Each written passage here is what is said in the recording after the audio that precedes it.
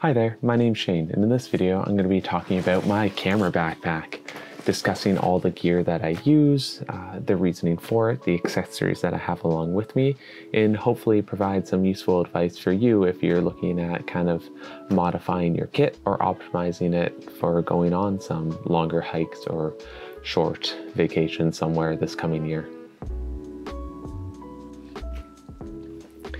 Starting off with the most basic component of my kit, that is the backpack that I've been using, and this is the Shimoda Action X30. I purchased this bag a couple years ago after watching a video by Thomas Heaton where he recommended the larger version of this bag, and I trust his opinions, and I'm very happy that I did because I absolutely adore this bag. I'm not going to do an exhaustive review of it just because there's a lot to talk about, and I'll just go over the basics right now. The main thing I like about it is the durable material. It's made out of a very, very rugged, kind of canvasy like material that's quite waterproof. And the other thing is the access points. It has a roll top, which gives you expandable storage, which allows you to fit extra stuff in the top, which I'll discuss later. And it just overall is very easy to adjust. All the straps, everything has a lot of modularity to it. So if you're carrying heavier stuff, you can adjust the straps accordingly. The last thing is the access points at the back. It is a back zipper bag, which means that you kind of open up the zipper here and it gives you access to all your camera gear.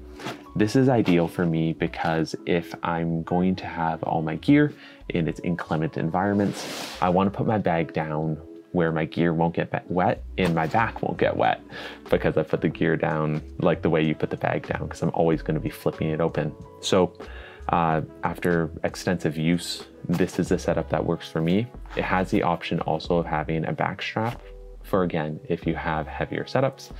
Today, it's just a pain to have it on here, but usually I do wear it. So anyways, overall, great bag, and I highly recommend it. Moving on though, I'll discuss what this video really is about, and that is what I carry inside the bag. And starting off with the most fundamental component, that is my camera. These days I've been using the Sony A1. I used to use two cameras in the past where I'd take on a Sony A7R III and an A7S III.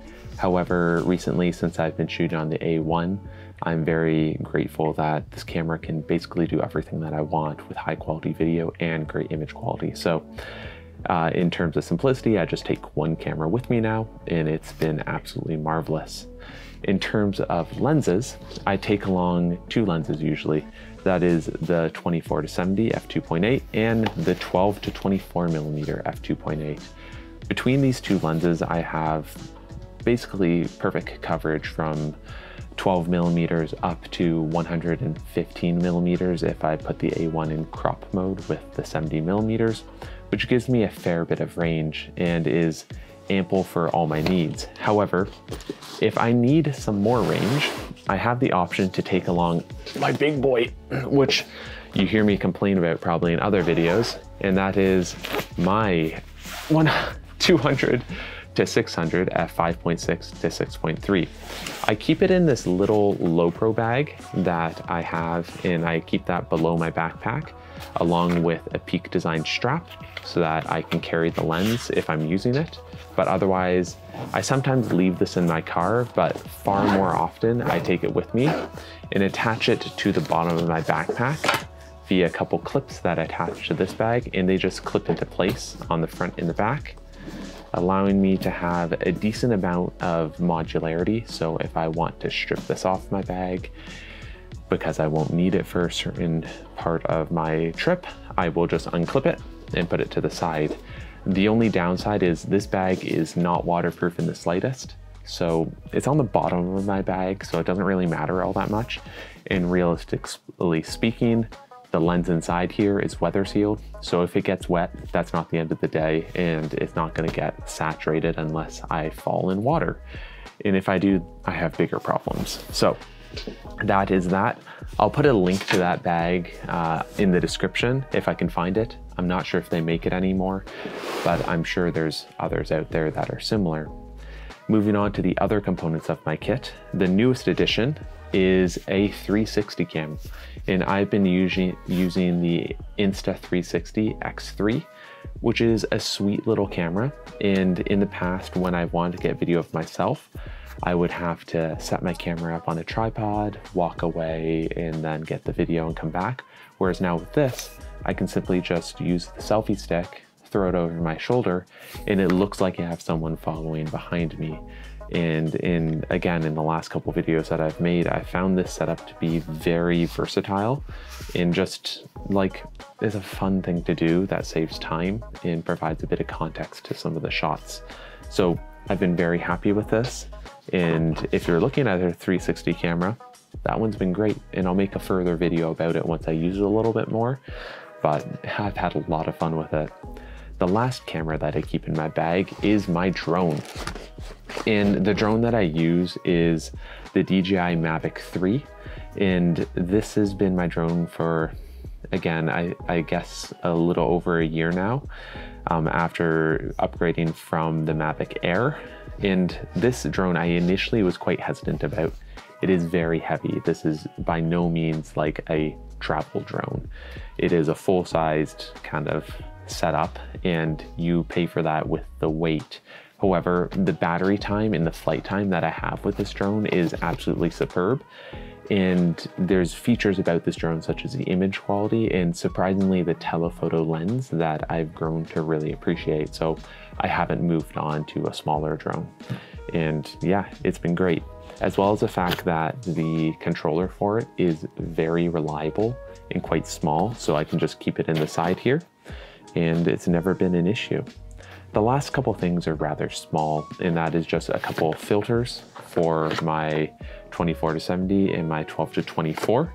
And I've made separate videos about both of those, but they're just ND filters for long exposures and time lapses.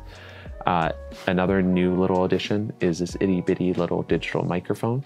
It's slightly better than the internal mic on the A1 and allows me to capture a little bit more ambient sounds while still not requiring wires that I have to plug into the camera because it just attaches directly into the hot shoe, which is a fantastic feature. So been really happy with that, as well as just a microfiber cloth and a blower. I've made a separate video in the past where I discuss my kind of camera first aid kit where I keep many of my accessories in spare batteries, spare props for the drone. A lot of the time I leave this in my car if I'm going to be hiking for a long period of time, simply just to shed some weight. However, if I am going to take this with me, I'll just open up the roll top and pop this in the top because it's not all that heavy and doesn't take up a ton of space. But a lot of the time I leave that behind. If I'm going to take a iPad with me, I'll just slide it in the back sleeve here too. But again, ironically, I do want to keep my weight down kind of, so I don't always take that with me. But that's it for the main compartment. On this side of the bag, there's not too many other features that I want to highlight besides the fact that there's these handy pockets on the straps where you can keep snacks, a water bottle, or your 360 cam, your phone, whatever you want. But the thing that I really use a lot that I surprisingly haven't made a full review on, but I've used for years, is the Peak Design capture clip. This is the version 3. It just clips in the tripod plate on your camera strap here. So if I don't want to wear a full-on neck strap, which can sometimes be straining on your neck if you're hiking for a very long time, this puts the weight on your chest and really is super comfortable while still providing easy access to your camera. So I highly recommend the capture clip, and it fits on this bag marvelously. It's so snug, and it's just with the chest strap across your chest, it's like you wouldn't notice your camera sitting there unless you're carrying like a 70-200 or 200-600. In that case, I wouldn't recommend using a capture clip, but that's quite obvious. Moving on though to the back of the bag. I've already highlighted the fact that this bag is a roll top. That's awesome.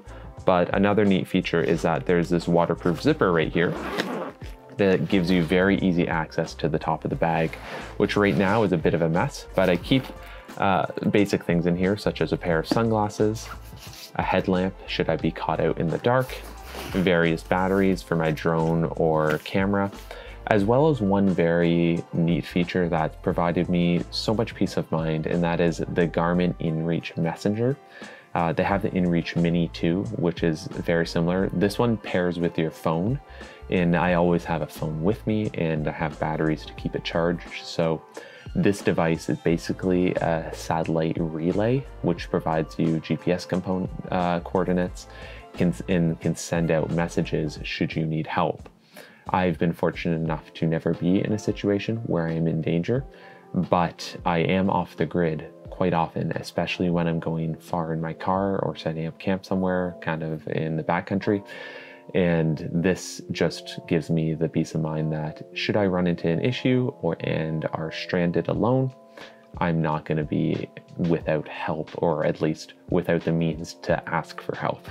So yeah, highly recommend it. It's performed really well, and I've used it since the last trip I went to Quebec, and it's just a handy dandy little feature slash part of kit. And the other thing is you can actually take out this entire kind of zipper component here and have access straight to the main compartment. I use it like a bucket where you can put everything in, and that's what's intended to be. But should you not want to do that, you don't need to. A funny little thing that I've used a lot is on a hike that I did like to Tobermory a while back, I found this little padded cushion lying on the ground that someone had forgotten. And it's just this hokey little piece of folding foam meant to be a cushion to sit on. And it has saved my butt so much pain when I've been sitting waiting for time lapses, or if I'm flying my drone for half an hour or something. And it also provides additional cushioning for my camera gear when I put my camera on the ground. So this item has come in handy so often. Anyways, I really love it. There's places to put filters here. I'm not very keen on having filters on the back of my bag because of how I use the bag, so I don't keep them there. The last couple of items that I'll discuss are two very important ones. My water bottle, just a Nalgene that I have a bunch of stickers on, and that is my water source when I'm going out for a while. And the last thing is my tripod. I use still the Peak Design travel tripod. I've made a full video on this one. I kickstarted it ages ago. I think if you've watched any videos on this channel, you know I'm a bit of a simp for Peak Design. Love their stuff. They make great gear. This tripod has held up so well, and I love when things get a little bit weathered, and even with age and some of the paint scuffing, I haven't even had to adjust the tension on the cam clamps on it. It's just performed really well. I have purchased a second tripod since. Both of my cameras I'm using right now are with my other tripods. They're from iFootage. They're quite a bit more heavy, and they do have the disadvantage of not fitting as nicely into side pockets of bags. So often if I'm taking a heavy tripod with me, I'll just simply put it on the back here and attach it to these straps so it's centered, where that does push my weight back and farther from my body, which does increase the amount of strain on my shoulders. So if I can, I like to use the Peak Design tripod simply because I can go further while I'm using that. But if I'm not, I just leave the bag as it is. The last item I want to highlight actually isn't on the bag right now. That is my hiking sticks, or stick. It depends on the trip that I'm doing if I'm going to use both or not, but a lot of the time I just end up using one. And it really helps increase your efficiency when you're going for a longer hike and reduce the fatigue in your core and knees, and I just really enjoy using one. Plus it's something to poke at stuff with. You don't need that. But anyways, it's a great item that if you do find yourself getting tired from carrying way more gear than you need to on a long hike, this is a great way to just make the experience more enjoyable and a little less fatiguing, so that when you finish for the day, you can still go out tomorrow and feel great. So anyways, I highly recommend picking up some hiking sticks, and likewise, they just attach to the back of the bag really nicely, and I have a clip attached to it if I'm going to hang it from somewhere. But yeah, it's either on the bag if I'm doing a little bit more of a technical walk, but if I'm going for a pretty straight distance or something that I'm not going to be stopping too often, I'll whip this bad boy out and use it. Anyways, that's going to be it for the video. I'm sure I'll make changes over the years, so I'll make an updated version of this video when I do make enough changes to warrant that. If you have any questions about any of the gear that I use, and more importantly, if you have any recommendations for me, I'd love to hear them, and please leave a comment below. And as always, if you enjoyed the video and want to see more content like this, you could consider subscribing to my channel. It'd be greatly appreciated. It helps me make more content like this, and yeah, I really enjoy doing it. Anyways, thanks again for watching. I hope you have a fantastic day and have some great time taking some photos. I'll see you in the next one.